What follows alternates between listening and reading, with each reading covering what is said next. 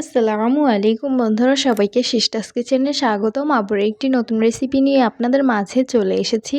আজকে আপনাদের লগ্গি সেমাই পাতলা করে রান্না করে দেখাবো, তো সাথেই থাকুন।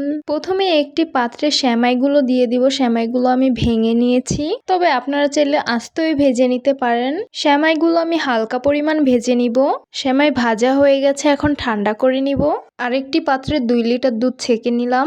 আপনারা চাইলে এখানে সামান্য পরিমাণ পানি অ্যাড করে নিতে পারবেন, কারণ দুধটা তো একটু ভালোভাবে জাল করে নিতে হবে। গরম মশলা, তেজপাতা দিয়ে দিয়েছি আর দুধটাকেও খুব ভালোভাবে জাল করে নিয়েছি। পরিমাণ মতন লবণ দিয়ে দিলাম, পরিমাণ মতন চিনি অ্যাড করে নিলাম। আমি মিষ্টি খাবারে সবসময় লবণটা ব্যবহার করি, তবে আপনারা না চাইলে স্কিপ করতে পারেন। সেমাইগুলো সুন্দরভাবে পানিতে ধুয়ে নিয়েছি, এখন আমি দুধে দিয়ে দিব। তারপর সুন্দরভাবে নেড়ে মিক্স করে নিতে হবে।